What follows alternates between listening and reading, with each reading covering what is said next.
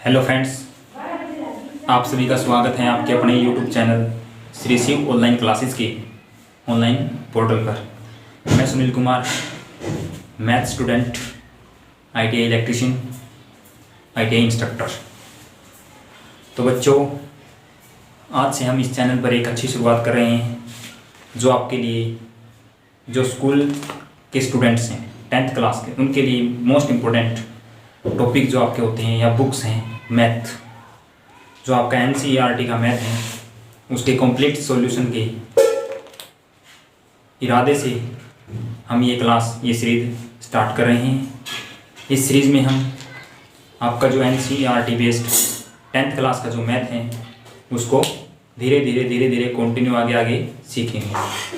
तो बच्चों, ये आपके लिए एक बहुत ही अहम क्लास 10th के लिए most important best book math एक सब्जेक्ट है जो आपका काफ़ी आगे तक काम आएगा।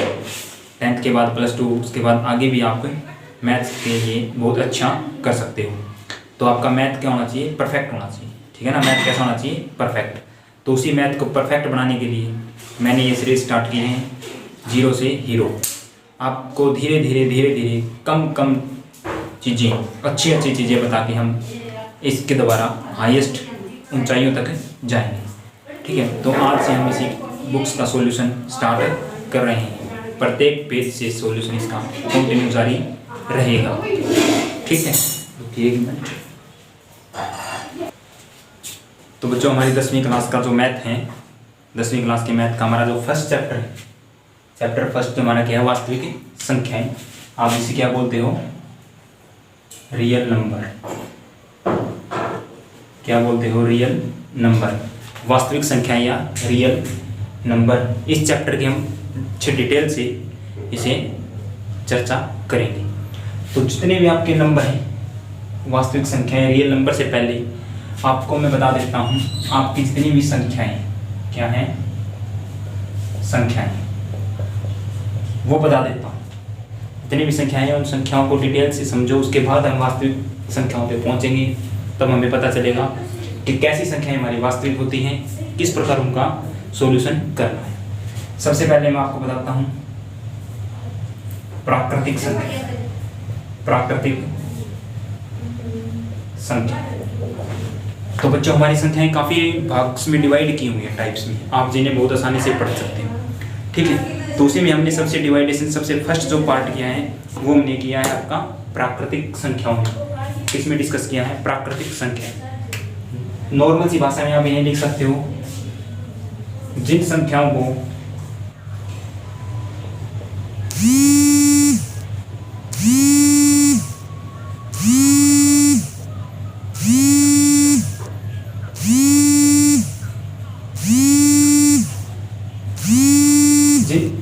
को गिना जा सके। ठीक है? मतलब जिन संख्याओं को गिना जा सके उन्हें हम क्या बोलते हैं? प्राकृतिक संख्याएं। जैसे 1, 2, 3, 4, कंटिन्यूटी आगे आएगा 100, 1000, 10,000 आगे। जिन संख्याओं को गिना जा सके, 1, 2, 3, 4, 100, 1000, 10,000, लाख, 10 लाख, करोड़, 10 करोड़, अरब, जहाँ तक आप पढ़ के गिन सकते हो, वो सारी संख्याएं किन संख्याओं में शामिल होगी? आपकी प्राकृतिक संख्याओं में शामिल होगी। किस में शामिल होगी? प्राकृतिक संख्याओं में वो सभी संख्याएं शामिल होगी जिन संख्याओं को आप गिन सकते हो। उसके बाद आपकी है प्राकृतिक संख्याएं, पता चल गया जिन संख्याओं को आप गिन सकते हो। उसके बाद है पूर्ण संख्याएं। संख्याएं, अगर आपको प्राकृतिक संख्याओं पता है तो आप पूर्ण संख्याओं को आसानी से पता कर सकते हो। ये वो संख्याएं होती हैं प्राकृतिक संख्याओं के साथ, प्राकृतिक संख्याएं आगे क्या कर दो? 0 और सारी प्राकृतिक संख्याएं को मिलाकर 0 और सारी प्राकृतिक संख्याएं मिलकर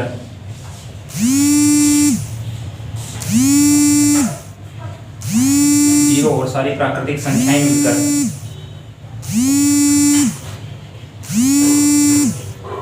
जीरो और सारी प्राकृतिक संख्याएं मिलकर पूर्ण संख्याएं बनाती हैं। जीरो और सारी प्राकृतिक संख्याएं मिलकर पूर्ण संख्याएं बनाती हैं। ठीक है, तो जीरो और प्राकृतिक संख्याएं सारी हैं। प्राकृतिक संख्याओं में आप जीरो को काउंट नहीं करते, ठीक है, क्योंकि जीरो क्या है, सब कुछ जीरो होता है, उसे आप गिनते नहीं हो। तो गिनती कहाँ से स्टार्ट हो रही है आपकी, काउंटिंग 1 से। जिनको आप गिन सकते हो प्राकृतिक संख्याएं। पूर्ण संख्याएं अगर आपको पढ़ना है तो जीरो प्लस सारी प्राकृतिक संख्याएं आपकी क्या होगी, जीरो और सारी प्राकृतिक संख्याएं मिलकर क्या बनाती हैं, पूर्ण संख्याएं। प्राकृतिक संख्याएं आपको पता चल गया, पूर्ण संख्याएं आपको पता चल चुका है। ठीक है, उसके बाद आपके आती हैं पूर्णांक। उसके बाद आप क्या पढ़ते हो, पूर्णांक। ठीक है, पूर्णांक मतलब जो कंप्लीट अक्षर होते हैं, कंप्लीट अंक होते हैं। देखो इन संख्याओं में ना 1.5, 2.5 है, वो भी आएंगे, सेम प्रोसीजर इनमें होगा। 1.5, 2.5 या पॉइंटों की जो भी संख्या है वो भी इनके अंदर इंक्लूड होगी, क्योंकि इसके बीच में ये आ रही है। ठीक है, तो आप पढ़ रहे हो पूर्णांक। ठीक है, जीरो आगे की कौन सी हैं, प्राकृतिक संख्याएं। इस साइड आप जितने भी हैं, माइनस के जितने भी नंबर हैं, नेगेटिव नंबर या माइनस के जितने भी नंबर है, -5, -6, माइनस इंफिनिटी। इस साइड आपकी प्लस इंफिनिटी। ठीक है, 0, -1, -2, 1, 2, 3। पूर्णांक वो संख्याएं होती हैं जो माइनस इंफिनिटी से लेकर प्लस इंफिनिटी के मध्य जितने नंबर आपके आते हैं, माइनस इंफिनिटी से लेकर प्लस इंफिनिटी के मध्य जितने नंबर आपके आते हैं उन्हें क्या बोला जाता है, पूर्णांक। उनको आप क्या बोलते हो, पूर्णांक। वो आपके क्या होंगे, पूर्णांक कहलाते हैं। ठीक है, सारी प्राकृतिक संख्याएं, जीरो और सारे माइनस के नंबर, उन्हें भी आप क्या बोलते हो, पूर्णांक। चलिए आगे,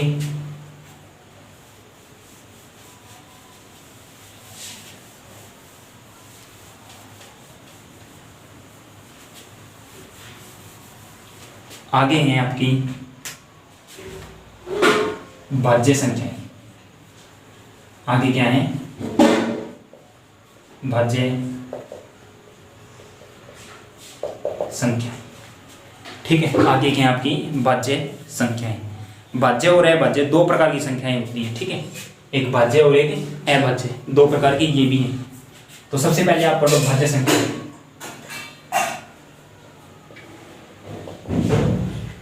जिस संख्या के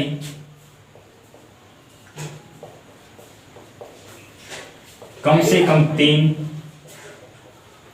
गुणज हो, जिस संख्या के कम से कम 3 गुणज हो, 3 या 3 से ज्यादा भी हो सकते हैं। ठीक है, जिस संख्या के कम से कम 3 होने चाहिए, फालतू कितने भी हो। गुणज का मतलब है 12।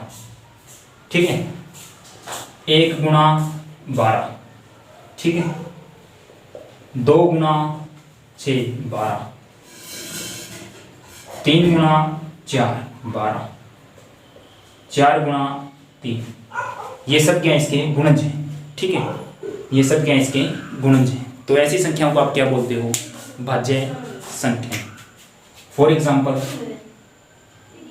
4, 6, 8, ठीक है, 10, 12, 14, 15, ऐसे जो कंटिन्यूटी में सीरीज चलेगी वो आपकी चलेगी जी भाज्य संख्याएं।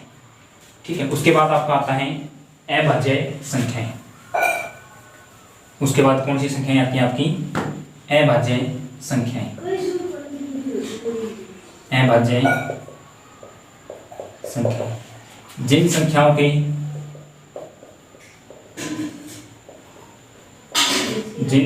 या जो संख्याएं, आप लिखो, जो संख्याएं केवल एक व अपने आप से विभाजित होती हो। जो संख्याएं केवल एक व अपने आप से विभाजित होती हो, मतलब सीधी सी बात है भाई, जो किसी और के पहाड़े में ना हो, ठीक है। ऐसी संख्याएं जो किसी अन्य संख्या के पहाड़े में नहीं आती हैं, उन्हें आप क्या बोलते हो? अभाज्य संख्याएं। For example 1, 2, 3, 5, 7। उसके बाद 9 है, 3 के पहाड़े में आ रहा है, 9 के पहाड़े में भी आओगा, 1 का पहाड़े में भी आओगा, ठीक है। तो 9 इसके अंदर नहीं आएगा। उसके बाद 11, 13, 17, 23, जो ये संख्याएं हैं, ठीक है। अब आप किस प्रकार पता लगाओगे भाई? देखो जैसे हमारा 15 है, 15 किस से भाग हो रहा है? 1 से भाग हो जाएगा कंप्लीट, ठीक है। 3 के पहाड़े में भी आता है, 5 के पहाड़े में भी आता है, 15 के पहाड़े में भी आते हैं। तो जहाँ भी ये संख्या आप लिख रहे हो, यहाँ पे नाम मात्र क्या आना चाहिए? एक व खुद संख्या, एक व खुद संख्या ही यहाँ आनी चाहिए। अगर एक व खुद संख्या से भाग देने पर ये प्रॉपर भाग हो रहा है, अगर इसके अलावा कुछ आ रही है तो आप उसे क्या बोल दोगे? भाज्य संख्याएं, ठीक है। अन्यथा ये है अभाज्य होगी। जैसे कि हमारा 13 है, 13 किस किस के पहाड़े में आता है? 1 और 13 के पहाड़े में। तो मतलब 1 से हो रहा है और 1 स्वयं खुद से भाग हो रही है, बाकी किसी संख्या से ये भाग प्रॉपर नहीं हो रही, तो आपकी क्या है? अभाज्य संख्याएं, ठीक है। तो ये होती है हमारी भाज्य और अभाज्य संख्याएं।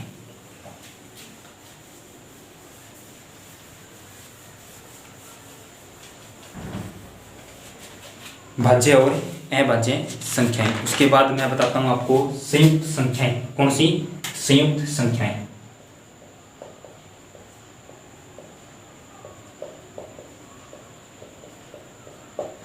भाज्य और अभाज्य आशा करता हूं समझ आया होगा, ठीक है।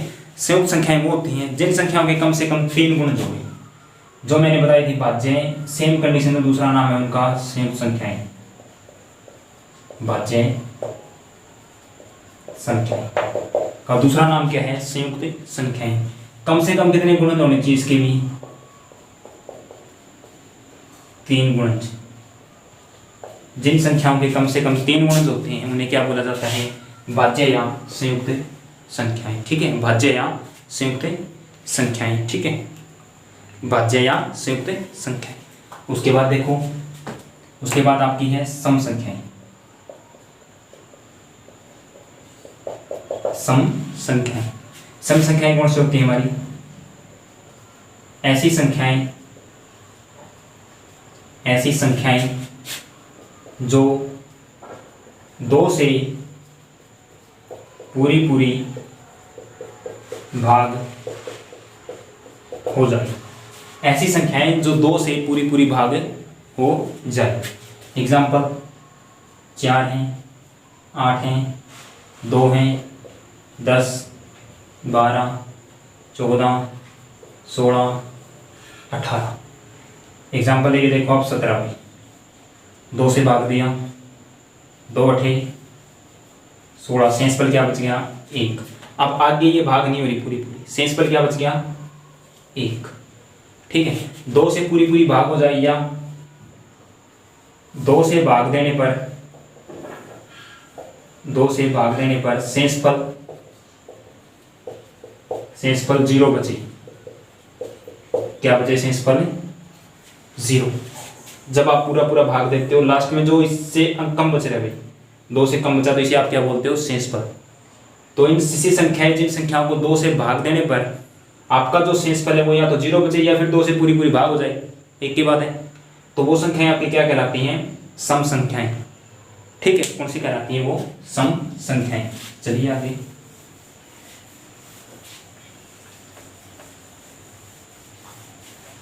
उसके बाद है विषम संख्याएं। विषम संख्याएं, जो संख्याएं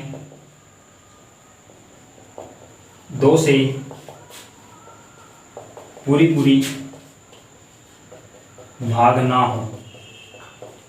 ऐसी संख्याएं जो 2 से पूरी भाग ना हो या 2 से भाग देने पर कुछ ना कुछ शेष फल बचे, ठीक है। या ऐसी संख्याएं दूसरी आप लिख सकते हो ऐसी संख्याएं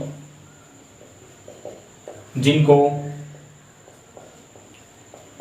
2 से भाग देने पर शेषफल बचे।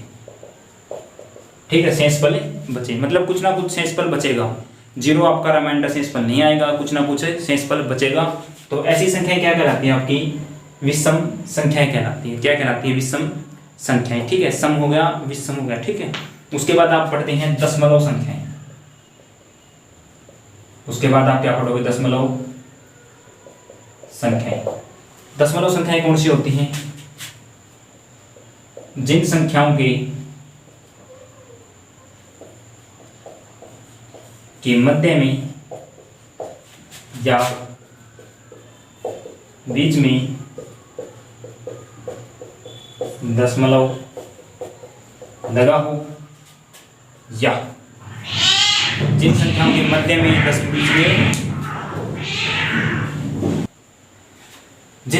मध्य में बीच में दशमलव लगा हो, या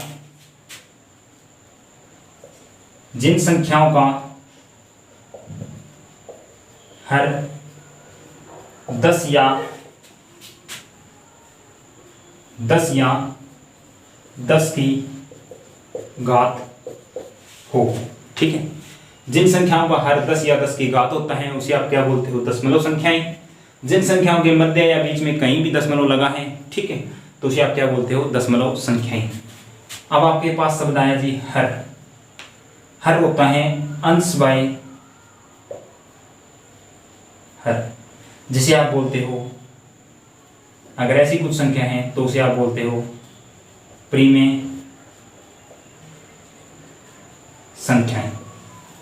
उसे आप क्या बोलते हो? परिमेय संख्याएं। मतलब जिन परिमेय संख्याओं का अंश कुछ अलग है लेकिन हर क्या है? 10 या 10 की घात है, तो वो संख्याएं आप चेंज कर सकते हो किसमें? दशमलव संख्याओं में। ठीक है, दशमलव संख्याओं में। उसके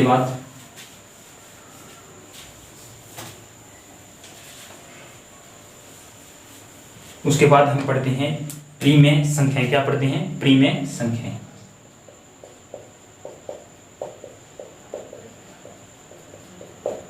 परिमेय संख्याएं, जो संख्याएं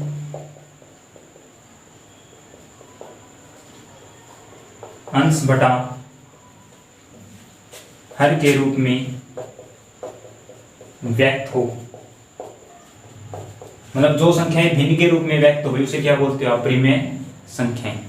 ठीक है, जो संख्याएं अंश बटा हर के रूप में होती हैं उन्हें आप क्या बोलते हो? परिमेय संख्याएं। या आप बोलते हो पी बटा क्यू के रूप में होगी, पी बटा क्यू के रूप में हो, तब भी आप क्या बोलते हो? परिमेय संख्याएं।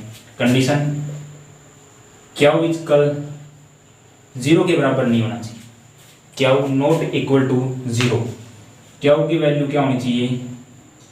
0 नहीं होनी चाहिए। ठीक है, एग्जाम्पल लिख सकते हो आप 2/3, 5/7, 7/9, 10/11, 15/12, 13/17, जितने भी ये हैं आप, ये क्या कहलाते हैं? आपके परिमेय संख्याएं। ठीक है, क्या कहलाती हैं? परिमेय संख्याएं। ठीक है, उसके बाद आपकी आती हैं अपरिमेय संख्याएं। उसके बाद आपका क्या आता है? अपरिमेय संख्याएं। अपरिमेय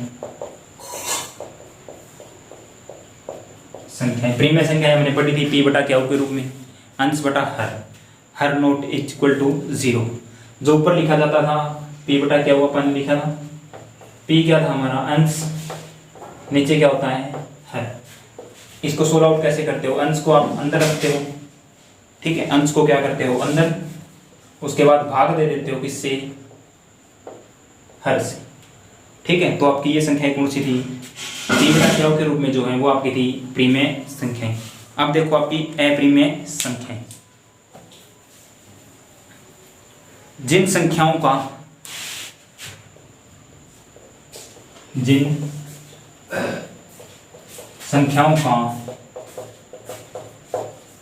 सटीक मान नहीं होता, सटीक मान नहीं होता। जिन संख्याओं का सटीक मान नहीं होता वे संख्याएं आपकी क्या कहलाती हैं? अप्रिमेय संख्याएं। क्या कहलाती हैं? अप्रिमेय संख्याएं। जिस प्रकार पाई, ठीक है, एग्जाम्पल है पाई। पाई की वैल्यू क्या होती है आपकी? 22/7। सॉल्यूशन करो, 22 को 7 से भाग दे दें। 7 एकम 7, 7 दूनी 14, 7 तिया 21, 7 तिया 21। शेषफल 1, पॉइंट, उसके बाद 0। जैसे ही आपने पॉइंट लगाया उसके बाद आप एक 0 उतार सकते हो। कंटिन्यू आगे जब तक सॉल्यूशन नहीं होता, जब तक फाइनल सॉल्यूशन नहीं होता, आप 0 उतार के आगे कंटिन्यू आंसर निकाल सकते हो। 7 एकम 7, कितना बचा? 3। पॉइंट मैंने लगा दिया तो फिर मैं क्या लगा सकता हूँ? 0। 7 चौक 28, शेषफल 2, पॉइंट लगा रखा है, 0 उतार सकता हूँ।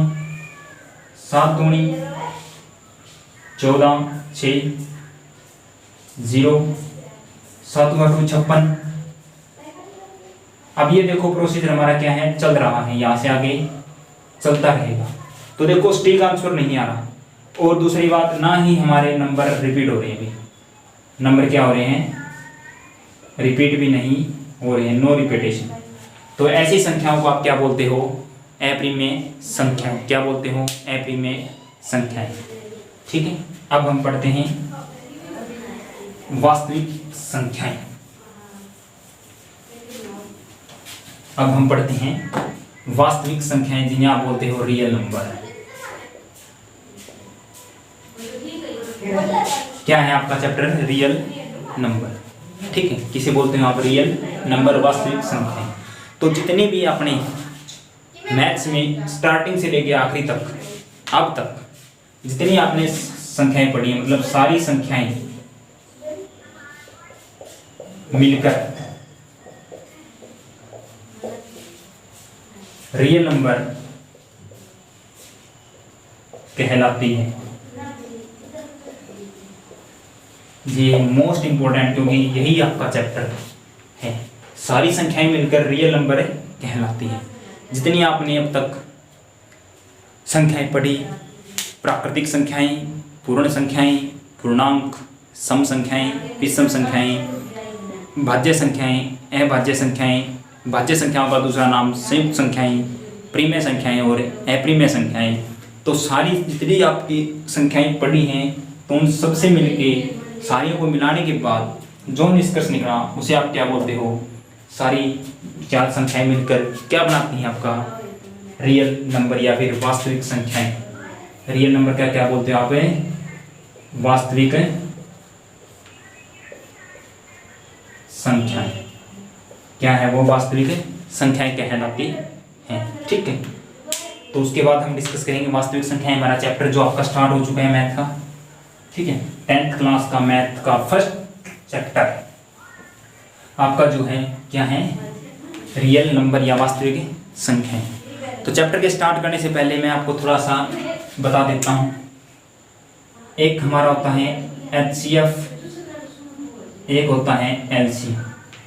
ठीक है, एक हमारा होता है HCF, एक हमारा होता है LCM, जिसे आप बोलते हो महत्तम समापवर्त्य, लघुत्तम समापवर्त्य। महत्तम समापवर्त्य और लघुत्तम समापवर्त्य। ठीक है, ये चीज़ें आपको अगर अच्छी प्रकार आती हैं, 9th की क्लास में पढ़े होगा, 8th में पढ़े होंगे, नहीं पढ़े तो मैं ये चीज़ आपको बहुत अच्छे से बारीकी से सिखाऊंगा। उसके बाद ही हम वास्तविक संख्याओं का जो चैप्टर है उसे कंटिन्यू करेंगे, क्योंकि ये संख्याएं, ये चीज़ें आपको आना चाहिए। नहीं अगर 0 से हीरो सीरीज स्टार्ट की है तो बिल्कुल बेसिक से लेके कंसेप्ट बाय कंसेप्ट, धीरे धीरे स्टेप बाय स्टेप हम चलेंगे और इस सीरीज को समापन करेंगे। आज की क्लास शुरुआत है, तो इसीलिए ज़्यादा लेंथ ही ना बनाते हुए छोटी क्लास से शुरुआत। तो जितने भी बच्चे 10th क्लास से हैं या 9th 8th के हैं, तो उनके लिए बेहतरीन अवसर है कि आप अपने एग्ज़ाम के लिए अच्छी प्रिपरेशन कर सकते हो। ठीक है, अगर जितने भी बच्चे क्लास को देख रहे हैं, क्लास अच्छी लगी तो चैनल को लाइक, चैनल को सब्सक्राइब कर लें, ताकि आने वाली वीडियो की नोटिफिकेशन आपको कंटिन्यू मिलती रहे। ठीक है, और ज़्यादा से ज़्यादा अपने साथी सहपाठियों को बताएं कि हमने मैथ्स का एक अच्छा प्लेटफॉर्म ढूंढा और उसको कंटिन्यू करेंगे। तब तक के लिए अगली क्लास आपको रेगुलर पर डे मैथ की ज़रूर मिलती रहेगी। तब तक के लिए धन्यवाद। Thank you. Have a nice day.